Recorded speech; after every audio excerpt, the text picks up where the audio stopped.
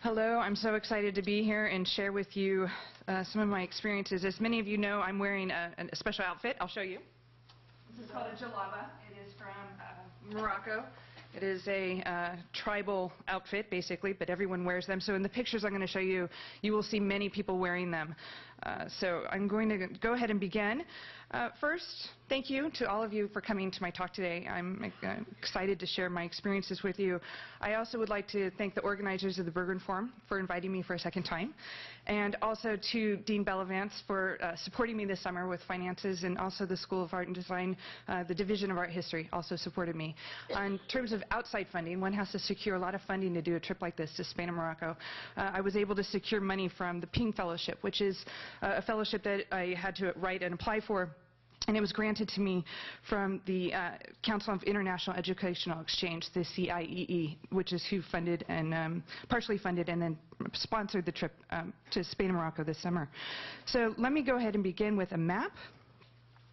I'm showing you a historical map. This is a map that shows the spread of Islam. And the Prophet Muhammad fled to Medina in the year 622. He died 10 years later.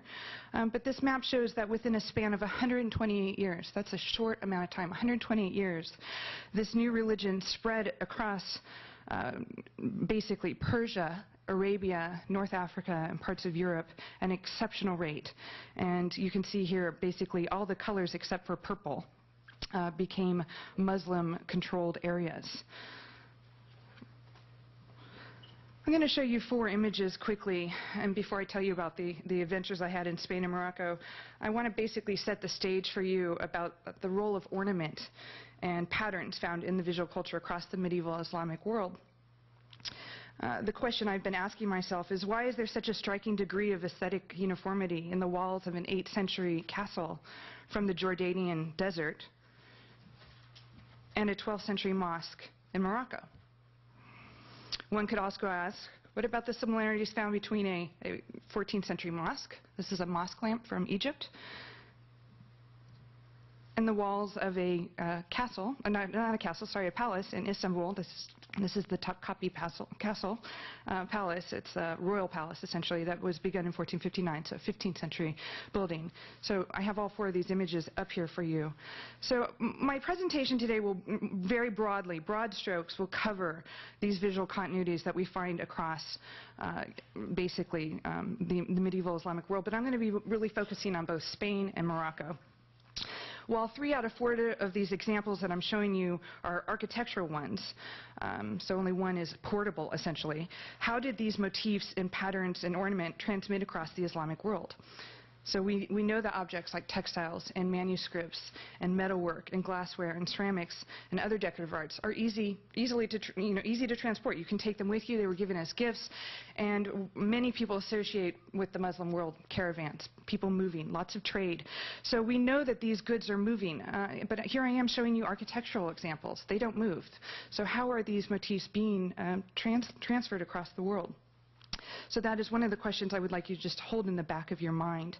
One of the things that medieval Islamic art is notable for is that there is we see different motifs in various different media. We see motifs that show up in architecture. The same motifs show up in manuscripts, textiles. We don't see this in all areas of art. So a few things just to outline for you the art and architecture across the medieval Islamic world, some stylistic attributes for you just to keep in mind when I'm showing you the images today. What we tend to see are stylized ornamental patterns. They're typically non-figural, but not always. We see vegetal, floral, and abstract motifs. We see something called hor vacui. This is a Latin term that we use. It's basically fear of empty space. So that means every single inch of every wall is covered, and nothing is left empty usually. Also calligraphy, this is something many people think of when they think of Islamic art, usually Quranic inscriptions or benedictions, kind of praises to Allah, to God. We see a lot of mixed media. That's a term we use more in a contemporary way, 20th century way, but mixed media in this instance, mixing of stucco, we see tile, we see glass, we see mosaic, we see stone, we see wood. We see concepts of eternity and paradise. And then finally, we see a symbolic use of water, typically representing purity, also eternity. So I'm going to take you now to basically on a virtual tour of my trip to Spain and Morocco. I took part in an international faculty development seminar. This is basically study abroad for professors. It is fabulous. I had a great time. For 10 days, and here's our agenda, we traveled through southern Spain and then made our way over to Morocco. Here is a map for you. I'm actually showing you a historical map. The blue line at the top is the dividing line. That is how far the Muslims made it when they invaded in 711. Easiest date to remember. 711, the Muslim tribes cross the Strait of Gibraltar and enter into Spain, and they take over most of Spain pretty quickly. Almost immediately, though, we see the Spanish Reconquista. It's called taking back, reconquesting that land. So the line here shows you modern-day Spain, but Al-Andalus is this Muslim region that I'll be focusing on. These are the cities that I went to. I flew into Madrid, and then I took a high-speed train down to Sevilla. We then spent one day in Cordoba. I will be showing you the famous mosque from there. We then made our way to Tarifa, which is this small town. It is the town where you take the ferry over. It's near the Strait of Gibraltar, and I'll be showing you a picture of that. And then we made our way over to Tangier, into Morocco. I'll show you a map of Morocco for those of you who need to be oriented in where it's located exactly. So there's Tangier, essentially. We then went to another town called Tetuan. The next town was Chefchaouen. Great town, absolutely amazing. We then continued to the capital city. This is Rabat. And then we ended in Casablanca. Sadly, I have to say Casablanca is not a place I needed to write home about. It didn't blow me away, let me put it that way. So I'm going to continue on and show you some of the dates and where we were exactly. So this will orient you into to where the pictures are taken. So I wanted to say one more time, the title of this seminar that I participated in was called Spain and Morocco, Exploring the Coexistence and Challenges of Neighboring Cultures. And we really looked at migration. Migration was the main theme. And so we were looking at migration of people, modern day issues of clandestine migration from all over Africa, people who make their way through Morocco and then into Europe. Morocco is a lot like Mexico, what Mexico is to Latin America. Everyone who wants to get into the U.S. goes through basically Mexico, and in this instance through Morocco. And Spain is very much the equivalent of the states of California, New Mexico, Arizona, and Texas. They really bear the brunt of the incoming immigrants from throughout Africa. So I'm showing you some pictures here. You can see at the bottom we were sitting in a seminar room taking notes and being good students. The seminar commenced at the University of Seville. This building dates from the 18th century and was originally constructed as the Royal Tobacco Factory. So in the upper left corner I have a little detail showing you that sign. The plant tobacco had been discovered during Spain's 1492 expeditions to the Americas, and Seville was the first city in Europe to manufacture tobacco. Our seminar discussed the close links and the major differences as well between Spain and Morocco. So we were looking at things cultural, artistic, historical, religious, and the economy. I wanted to pop up a few notable statistics for you comparing Spain to Morocco. Population, it's not hugely vast, 46,000, let's say 47,000 to 33,000, or 33 million, so sorry, 46 million to 33 million. In addition, there's the whole issue, and it is an issue, of the Western Sahara, and there are 400,000 Western Saharans, and from that we also have refugees, people from the Western Sahara who've fled mostly to Algeria. There's at least 186,000 refugees. We met some of these students, actually, quite amazing, and they actually have an art school in the refugee camp, an art school, a film school, so some interesting connections could be made there potentially for us. The gross domestic product per capita for 2012 in US dollars, for Spain it's 30,400, for Morocco it's 5,300, huge difference there. Literacy rates. Everyone thinks of this when they think of Morocco, I think. Almost 98% literacy in Spain. Morocco, it's 56%. So I've broken it down for you, men and women. It really does range. If you go to the mountain regions of Morocco, you're going to find literacy rates 80%. You're going to have most people who do not know how to read. This is literally because of the geography. They're located high up in the mountains, and nobody can get to them physically, especially during the winter months. Life expectancy at birth, 81 years, 81.4 versus 76.3. But notice the huge drop down with the Western Sahara, 61.9. So in terms of the space between these countries, Spain and Morocco is only divided by 9 miles. 9 miles of water is the Strait of Gibraltar. So, you know, they're so close, but they're different countries, obviously. And so 81 years to 61 years, that's a 20-year difference. That's a huge difference, quite notable. Religion, Catholic in Spain, the Muslims in Morocco, 99.9% of the country are Muslim, and they're Sunni Muslims. And finally, the government. Both are parliamentary monarchies, which is interesting. So there are some quite interesting similarities one can deduce. So I'm going to take you through a walking tour. I'm going to show you a lot of the stuff that I looked at, and a lot of the photographs you're going to see of the group. We had an actual photographer with us documenting our trip, so I have some great images. You're always going to see me, and here I am right here, always with a camera. I was the student who was listening in the background but taking a lot of photographs. I took over 2,000 photographs in 10 days. I know. So just organizing this PowerPoint was quite difficult for me, challenging. So I'm going to start with what is known as La Giralda. That is kind of the nickname for the bell tower or the minaret of the Cathedral of Seville. It started in 1184, so early 12th century. It is the only part of the mosque from Seville that survives, this minaret. And this is what it looks like. So La Giralda, and that's just kind of the sweet name that they call it. I don't know the translation of it, actually. So it's this tower. Originally, it was a tower from which the muezzin would call prayer. Then it became a bell tower once the Christians reconquested the city and transformed the mosque into a cathedral. So it doesn't have any mosque-like element except for this minaret or bell tower, whatever word you'd like to use. I'm going to show you another mosque cathedral that is very different. The minaret was built during the Almohad Caliphate. This is a Berber Muslim dynasty that was founded in the 12th century in Morocco, and they ruled part of southern Spain.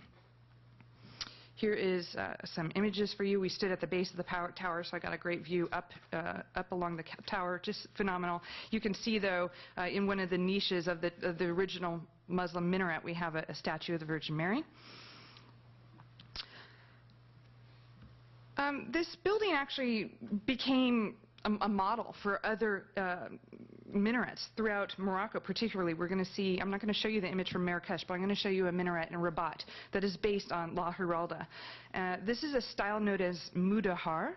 The term was first used to denote Muslims who stayed in the reconquested territory, so they stayed in an area that had become Christianized. They did not convert. They stayed Muslim. So this was a term that was first used by art historians to describe a style of art. And we still use it that way. It's not the most accurate term, but basically we use it to describe a style of art from the 12th to the 16th century in Spain.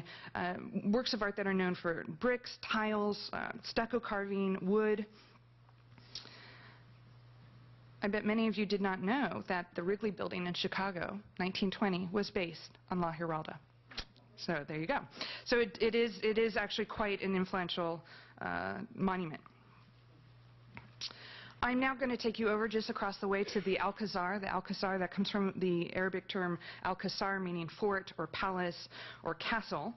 It is one of the royal palaces in Spain today. It's still actually an official royal palace of the King and Queen of Spain. Like the La Giralda, it was also built during the reign of the Almohads. Here is an aerial view for you. We were there at the very end of May, early June. Many of you know I'm from San Diego, California. In the same time period, if you come to California, Southern California, you'll see these amazing, beautiful trees. Those are the jacarandas. And they were in bloom when I was there, and it was great. It reminded me of being home. The palace itself is made up of several different rooms, residences, courtyards, and gardens. And here we are. We're in the main courtyard. It's called the Patio de las Doncellas, the courtyard of the maidens. And what I want to point out to you is notice the highly stylized stuccoed walls. we see what we call lambrequin arches. These lambrequin arches are arches that are decorated with sculptural forms. They create a very lacy richiness and add an amazing amount of texture to the surface of the wall. So here's one example for you. Here's a detail to give you a sense. So for someone like me who, aesthetically based, I just kind of went crazy, as you know, with my camera. Every corner I turned, there was more to photograph. I tried to get as many details. I'm teaching Islamic art right now, and I wanted to get as many details as I possibly could for my class. I'd actually been to Sevilla in 2003, but wasn't teaching at that point. I hadn't started teaching my Islamic art class, so I wasn't thinking about taking photographs for my students, essentially. But here I was. Here is a view of the same courtyard, just without us in it. You can see there are sunken gardens, so this is an interesting find. In fact, when I was there in 2003, some of these courtyards had not been excavated, and they didn't know at that time that there was actually a sunken garden beneath. So they excavated and they discovered that the original layout of the plan included these trees that were planted below ground. Very interesting. I also want to take note of the use of water here. It has a highly reflective quality, and this is not the best picture to show you in terms of reflection. I'm going to show you another one. But this idea of eternity is very important. So we see the echoing of eternity through the repetition of motifs, the reflection in water. Gardens also imply paradise. This idea of, think about Saudi Arabia, where Mecca is, where Medina is, these places where the Prophet Muhammad started this religion, we could say. And these are arid desert regions. We're thinking oasis, we're thinking palm trees. So the idea of paradise is verdant, green, lush, basically gardens. And so we see that communicated to us through the way the gardens are created. The fountains throughout the building are interesting. Notice the channel of water in the center of this courtyard. It actually is linked to the inside. I'm actually inside a room right now taking a picture of the floor where there is this little bubbling fountain. And the bubbling fountain exudes water, and it kind of goes down this channel, and the channel continues and then flows into the actual garden. So there is a great interest in breaking down interior and exterior spaces, thinking again of the climate. This is a warm area. One doesn't need walls to keep in the heat. So the breaking down of space between inside and outside is something we see throughout the Islamic world. Here is a great example of eternity. This is a picture of an underground bath, Los Baños de Doña María de Padilla. She was the mistress of King Peter the Cruel, and this was her bathing area. This was her bathtub. So, but I think you agree with me, very clear image of eternity here. I'm showing you a picture that's actually not, let me say, it's not really Islamic. It's a Christian patron that built this. But I think the ideas of eternity and purification through water, we can see this obviously in the Christian culture with baptism, but it is at this point in this area coming also from Islam. Here's an image for you, I wanted to plaster you with as many images as I possibly could, giving you an example of all the different types of decoration that I came across, the plaster, the tiles, the mixing of media. The examples I'm showing you here, none of them have any wood pieces, but we see marquetry, doors, floors throughout this entire building. Every corner you turn, you see something amazing. This idea of hor vacui again, the fear of empty space, every single inch is covered with a decorative surface. Here, take note, obviously there's some damage on this side, but take note we have architectural forms, arches that have taken on a very decorative quality. We also notice all the little miniature columns that are integrated. So obviously these are not functional. They're not columns that are there to support a roof. They're taken out of context of their architectural function and reused in terms of a motif, an architectural motif that is integrated into the patterns. This image, you can see some of the calligraphy, both at the bottom, at the top, and also inside. There are different types of Arabic calligraphy. Kufic is one of them. They change in terms of their look, how geometric they are. I do not read Arabic, as my Islamic art students know. I know one word in Arabic that I can read, and that's the word Allah, which I'm having them memorize, because you see it in almost everything. So if I see Allah today at all, I'll point it out to you. It's very easy to see once you know what the word looks like. Continuing on, just to give you a sense of the decoration, this is one of the, it's called the Hall of the Ambassadors. It's the place that the basically the Sultan would receive people. Beautiful room, covered in decoration. Take note there's what we call a horseshoe arch, so they're arches, but they have a bit of a curve at the bottom. This is a great example of the walls, a detail of the walls. They're all colored, they're painted. These are plaster. I cannot tell you specifically in this instance if they were all hand carved or used a kind of a set pattern. You know, think of concrete and the type of patterns that you can make. We know that both existed in the period. They were using these pre-made forms, and also they were carving. That's how you get this degree of similarity that continues across the walls. Again, notice the calligraphy at the top and at the left. More calligraphy for you in color. Can you tell I'm really excited about this stuff? More picture after picture after picture. The use of blue, one can talk about heaven and the idea of heaven as well. Another great example. So you can see here the integration of the highly stylized vegetal motifs are being mixed in with the calligraphy. So for those of us, and I'm going to assume most of us in this room, there might be a few people who read Arabic, but for most of us, we're not reading it as a text. We're looking at it as an aesthetic, beautiful patterned wall, keeping that in mind. So we're back in the classroom the next day. Wednesday, May 29th, we were in the city of Seville again, and here we are. We spent the morning with undergraduate students from the University of Seville, mostly juniors and seniors. They came to our discussion. We spoke in Spanish and in English, and they did a great job following us in English. We talked about the idea of historical narratives, how the winner, the victor, writes the narrative of a culture. And so we sat around, we had some good laughs and good discussion. It was at this meeting where we met two students who were from the Western Sahara. They are part of a program called Vacations in Peace. I have a little issue with the title. I don't know if it's really a vacation in peace, but they're refugees from Algeria. They were from the Western Sahara originally, and they come to Spain. They have kind of a host family in Spain. And many of these kids have been coming to Spain every year for 15 years, so they're almost Spanish. They have a Spanish family, and then every year they go back in the summer to the refugee camps in Algeria to visit their family.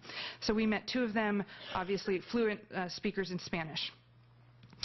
Just an example, we had a good time, a lot of laughter and learning from one another. A couple images of just day-to-day life and walking around Seville. We had some great food. If you want to talk to me about food afterwards, I will talk to you about food. Probably the most notable thing that you can eat in Sevilla, one of the tapas, is oxtail. It sounds really gross, but it's really amazing. So I had oxtail several times. I'm not a vegetarian. In the lower right corner, you see a beer and wine shop. I wanted to put this in for my students who've taken Baroque with me. This is a famous Caravaggio painting that the image is based on. They have a bike program there. Don't laugh. Okay.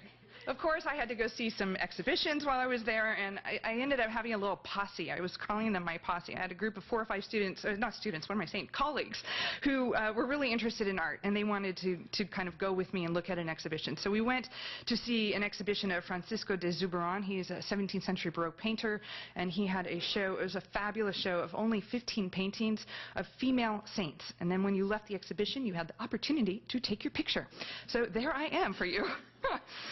The next image here for you is the scenes that evening. So as we were leaving the city and going back to our hotel that night, we noticed that the city was preparing for Corpus Christi, which was the next day, May 30th, Thursday, May 30th. So this is the eve of Corpus Christi, and every diocese in the town of Sevilla brings out their huge, what we call a monstrance, strange word I know, but it's this large metal piece of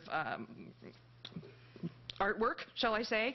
The Virgin Mary is a statue of her shown in it, and here it is being trooped around town. And I bring this up because in so many of my classes I talk about this. For example, in Florence, the Florence Cathedral, they still do this today. Every year on the day of the Feast of St. John the Baptist, they bring out the monstrance, they troop it around town, and then they take it back. So this is still happening throughout Europe today. This is a Catholic country.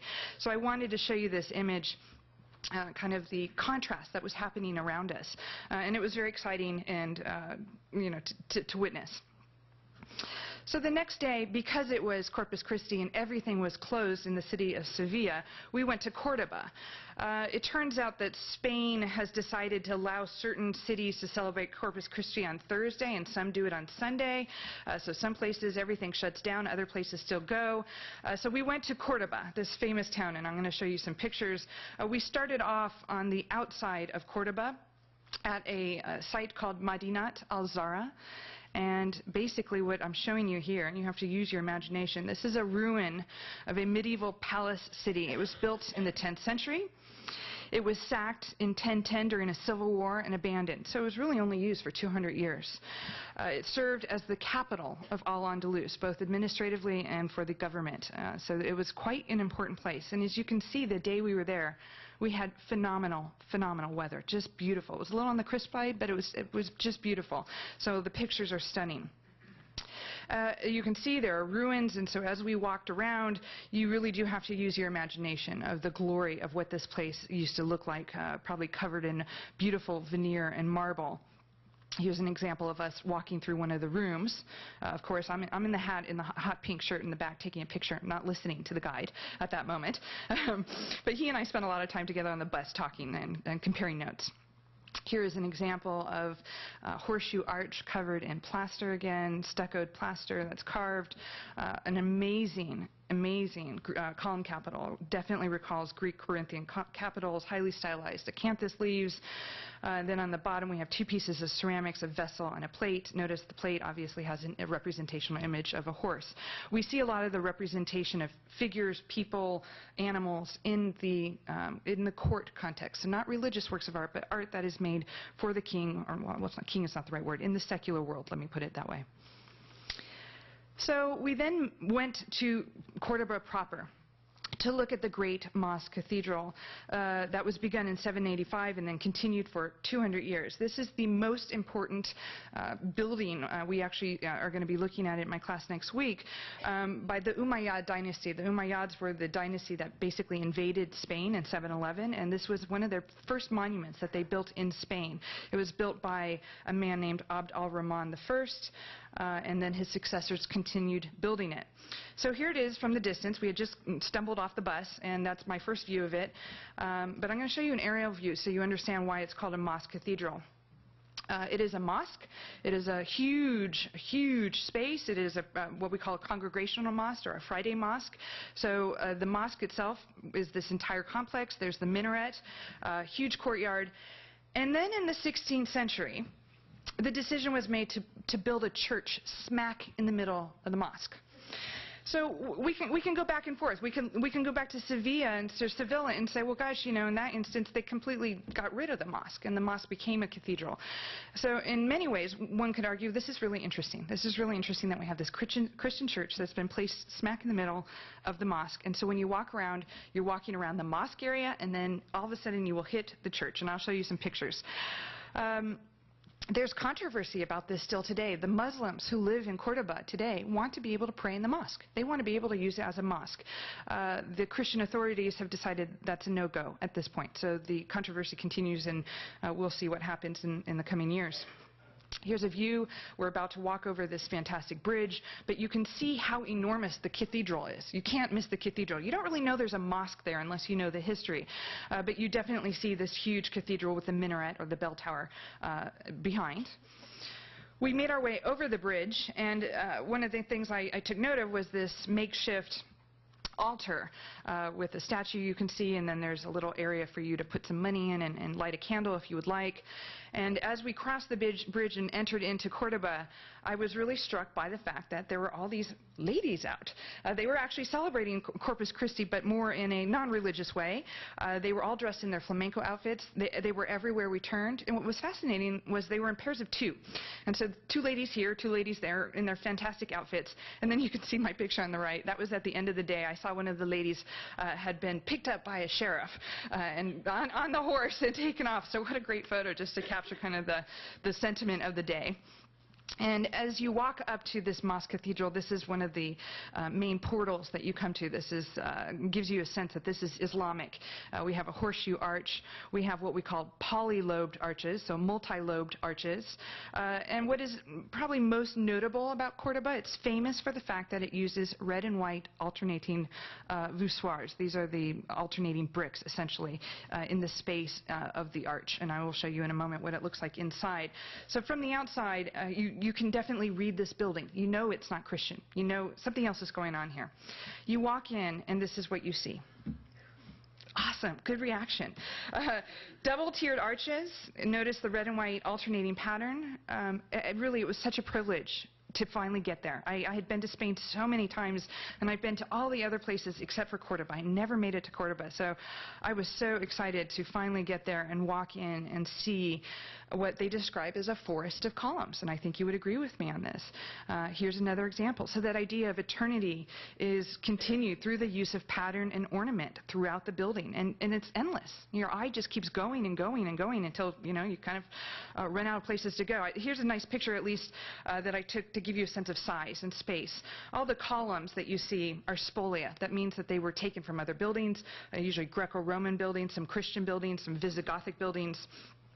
We see a description has been made of this, of the columns. There are countless pillars like rows of palm trees, is one description of this. So there's over 1,000 columns in this building, 1,000.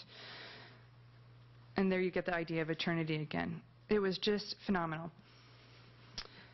You can see there's variation in terms of the different columns. What is interesting is all the column capitals are a little different, and that's because they were gathered from different buildings. So there wasn't an interest in uniformity in that regard. It was okay that the columns were different colors and they had different capitals. That was okay, but you will notice that there is that uniformity with the double-tiered red and white arches. As you make your way to the more holy part of the mosque, which is known as the Qibla wall. The Qibla wall is the wall that points in the direction of Mecca. As you make your way there, you start to see a variation in the type of arches that are used. And here we see polylobed arches. Very beautiful, and again, that echoing pattern continues. And here's just an example. So the Qibla wall, within the Qibla wall we find a niche. The niche is known as a mihrab, and the mihrab is located here. What was notable about the mihrab in Cordoba was that it was a room, a separate room that the sultan, the caliph, could go into and pray by himself, essentially. So it was an interesting kind of development that we see if we look at mosque architecture. Also, taking note, I think this is just a great example to remind us that we are in a building that has been acquired by the Catholic Church or the Christians. So there is all these beautiful polylobed arches, and then we have the image of the crucified Christ. And this is what the center church looks like. It's what we call plateresque in style. Plateresque comes from the word for silver. Silver work, basically. It's very fine. It's highly stylized. It's very 16th century.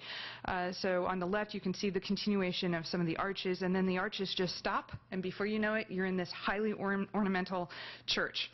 I also wanted to point out this to you. As you walk around, some of the columns on top, this impost block is what we call it, we see these inscriptions, Arabic inscriptions.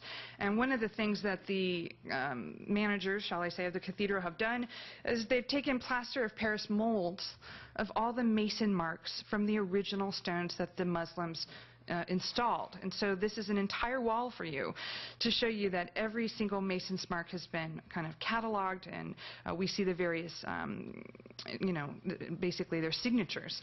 That's how they were paid at the end of the day. You piled up all your stones at the end of the day, and they would count how many stones you had basically brought up from the quarry, and you were paid on a day-to-day basis based on your signature marking them.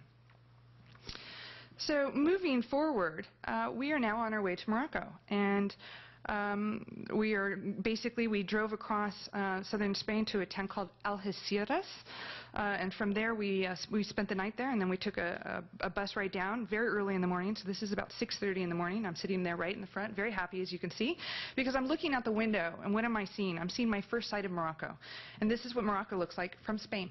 It's only 9 miles on the other side of the Strait of Gibraltar. I actually did take out the image. I had the Rock of Gibraltar for you, and then at the last minute last night, I think I decided I better pull it. I have like 156 slides, which is a lot. So, but here you see how small of a space this is. Here's an aerial view for you. This is the Bay of Gibraltar. The Rock of Gibraltar is basically right here. It's British property for those of you who kind of know the history. The Brits still own it.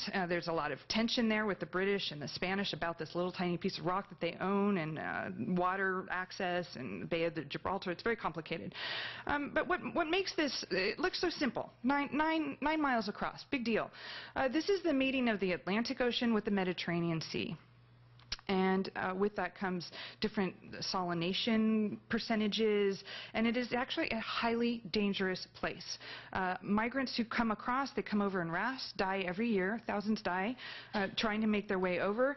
So we were warned. We were warned heavily. So I had my Dramamine. I had everything ready to go so I would not get seasick. It's only a 45-minute cruise on a huge transport ship, essentially.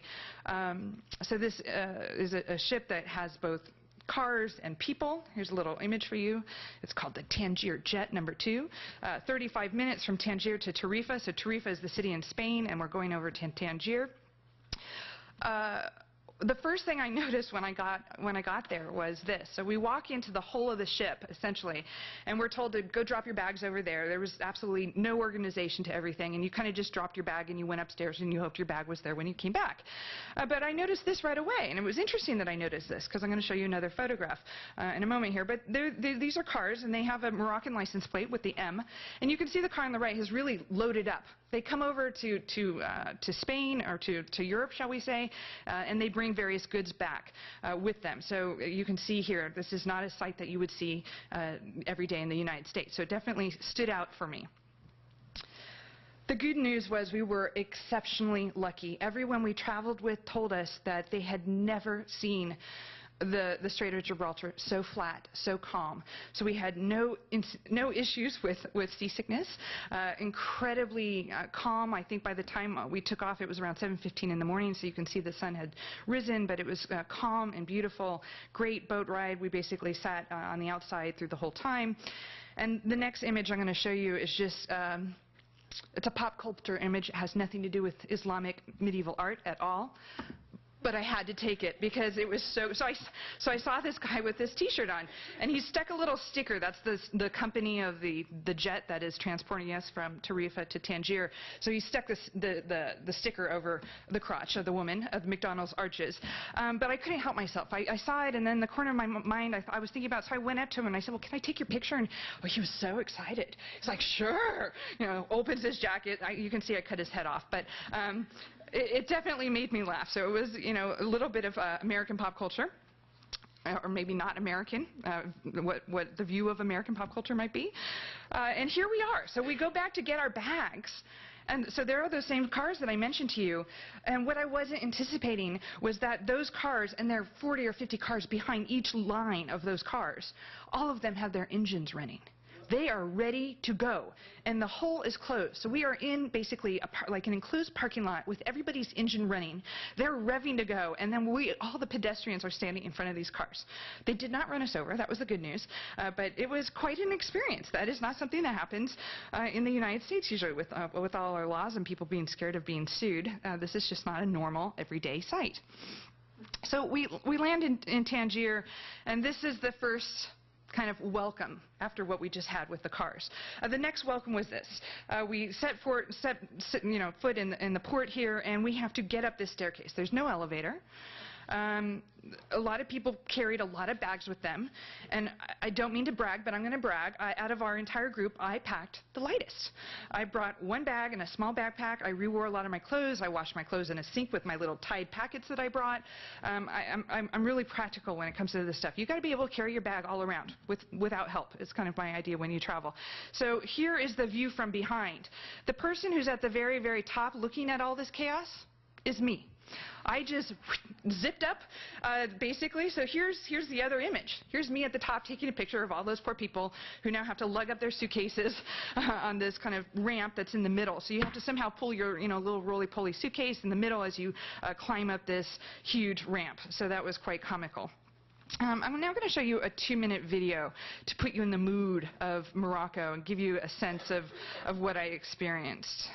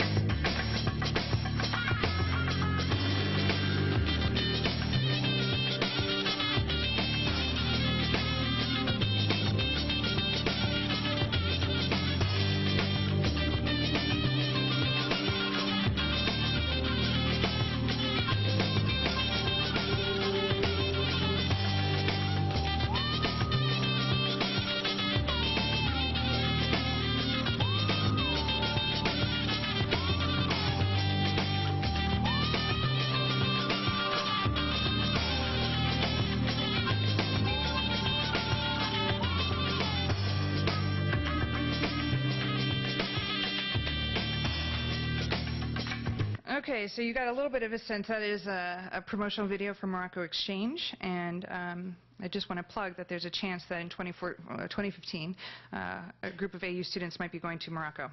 So keep that in mind if you're going to be here in 2 years. Come to Morocco. So a couple of images. This is us in Tangier. We've just more or less, gone through the suitcase ordeal, and we've landed in the main market. The main, basically, it's the Medina, the old part of the city, and we walked through many markets.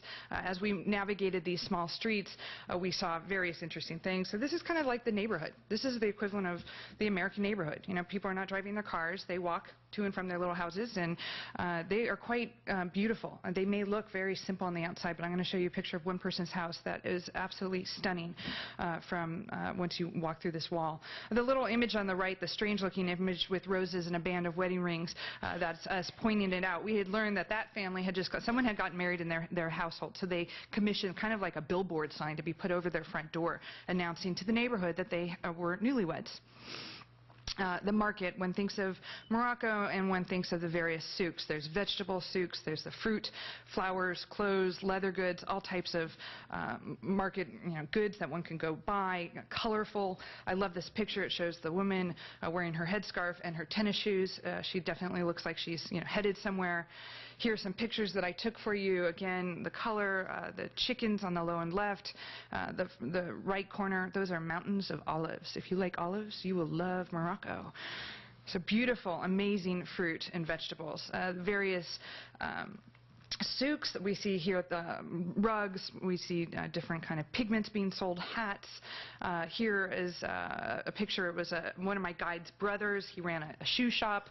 I'm really sorry I cut off his head, but you get the sense of how you would go and buy a pair of shoes. At the top of the shoe shop, over his head, are all the different pictures of the King of Morocco. This is kind of a mandate. Every single shop that you go to will have the King of Morocco's portrait. In this instance, they have several, not just one. They show him with his family and his kids. His name is King Mohammed VI. He's immensely loved by the people. His birthday, August 21st, is a national holiday. And he is known for passing a new law code, a family law code, granting more rights to women. Women can inherit property and such. The first place we went is someplace I knew nothing about. I don't think most people know anything about this unless they've been to visit. It's called the American Legation. It was the U.S. consulate in Medina. in the Medina of Tangier. It represents the long and strong cultural and diplomatic ties between the U.S. and Morocco. It was sealed by the 1786 Moroccan-American Friendship Treaty. The Kingdom of Morocco offered this building to the U.S. government. It was the very first property acquired by the U.S. abroad. So it is essentially, it is the oldest and the first diplomatic post in the world for the U.S.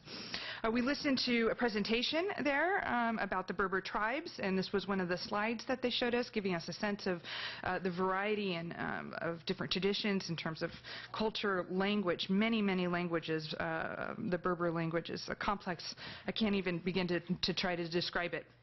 Us walking around Tangier, Cinema Reef, that's the local cinema on the left you can see. And for those of you who've always wanted to know what a stop sign looks like in Arabic, there it is.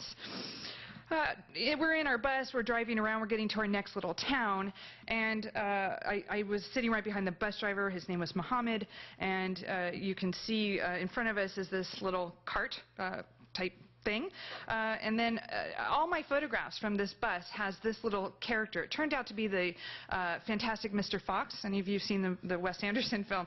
And so I said to the bus driver, you know, can I see him? So I had my picture taken with the fantastic Mr. Fox because I love that movie, and there he was. He's in so many of my photographs from the bus. So we arrived to a beautiful town. It's called Mertil. It is on the ocean, and you can see this is just a couple views for you to get a sense of what it's like. And I recognize we have like 10 minutes, so I'm going to kind of speed up and show you a couple more images. We next went to the town of Chefchaouen, and while there we took another walking tour.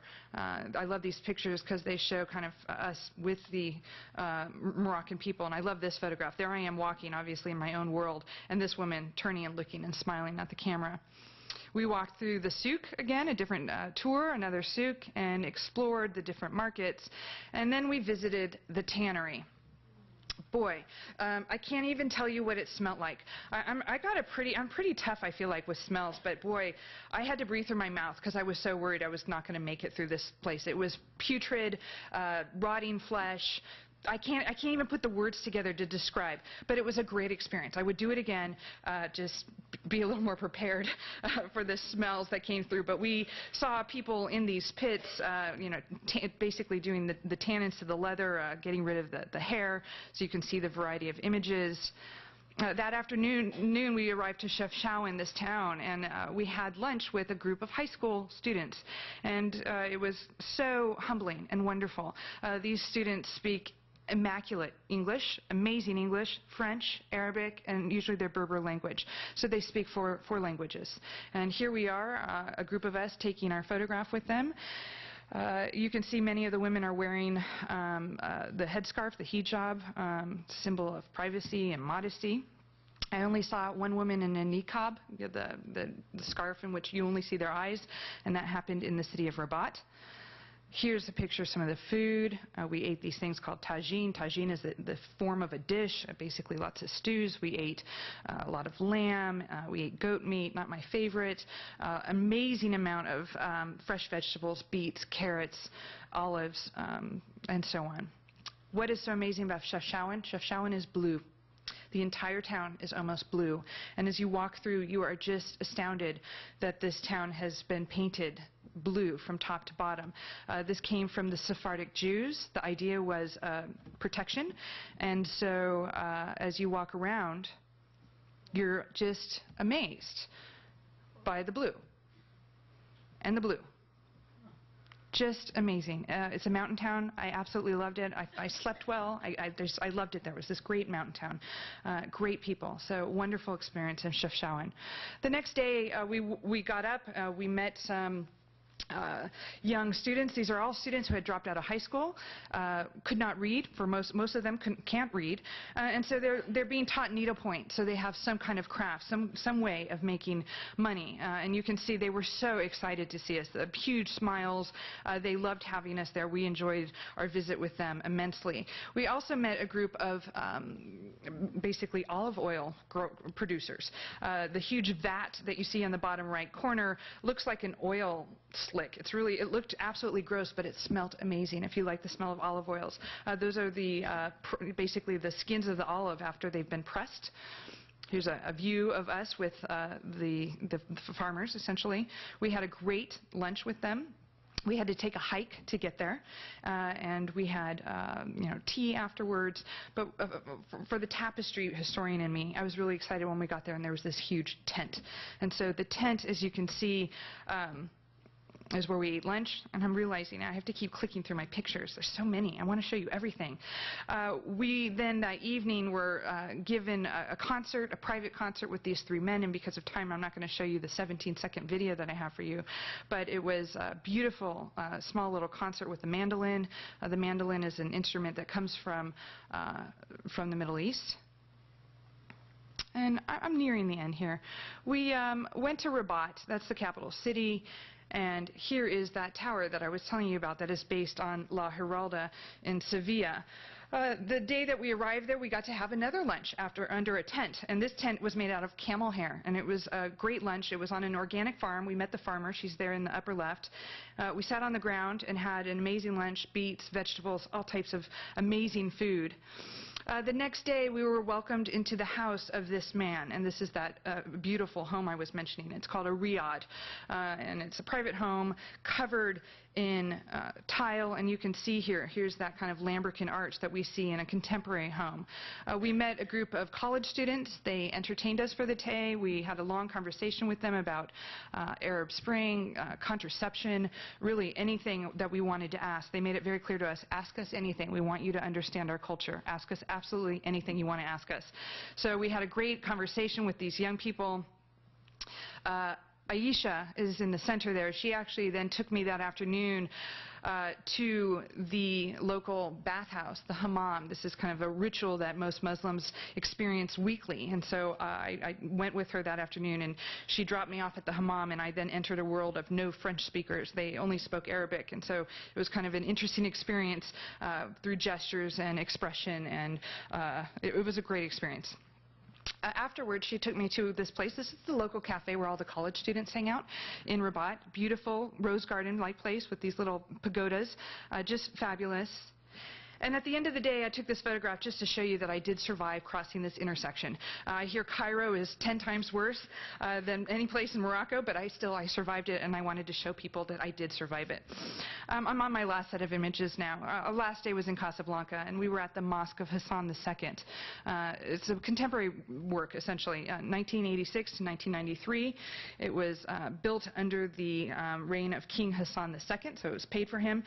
Each Moroccan family was required to give money to this. They had to pay a set amount, and if they did not pay, they would be fined. And this is what was made. It is the 7th largest mosque in the world. The Cathedral of Notre Dame in Paris can go inside of it. It holds 25,000 worshipers inside, 80,000 worshipers outside. So over 100,000 people can come to this place. The minaret is 60 stories high. It has a laser on top that goes in the direction of Mecca. Definitely recalls La Giralda. It is built over the sea. They had to put all these rocks, and they built this huge mosque over the sea, and there is a view of kind of downtown Casablanca. The mosque is a place of community space. This is where people come and gather for prayer, for various purposes. And so I thought this was a great picture of just the various people sitting around the mosque the day we were there. Here is the main doorway. Let me say this. One of the main doorways, absolutely phenomenal. Notice again the kind of lacy quality, the lambrequin arches, the use of small columns. You get inside, and in the basement you go to the ablution ritual washing area. So there's these huge fountains that go on and on. So this idea of eternity again, where you go and you wash your body before you go to prayer. And this is us inside. Absolutely incredible. Lambrequin arches again, the horseshoe arch. I love this picture with the vacuum cleaner that was kind of abandoned. They were cleaning after us Westerners left. It is used daily for prayer. It's used 5 times a day for prayer. So in between designated prayer times, they allow Westerners to come in. So it's a very small time slot. Notice the roof. I'm going to show you a picture of the roof in a moment here. All the materials are from Morocco except for Venetian glass and Italian Carrara marble. But I think you're getting the idea. Everlasting Ornament. Again, the title of my talk. Absolutely enormous. This is the roof. It weighs 1,100 tons. It takes 5 minutes to open. It's retractable, opens up, and so sadly the day we were there, they did not open it. But it turns out on really clear, sunny days, they open it up and the sun comes in, the stars come in. It is such a phenomenal experience from what I gather. So you can see here the images of the mosque are quite phenomenal. So this is the last image, and the image I'm going to leave you with. It really serves as the quintessential example of everlasting ornament, be it from the medieval Islamic world or from the contemporary Islamic world. Thank you.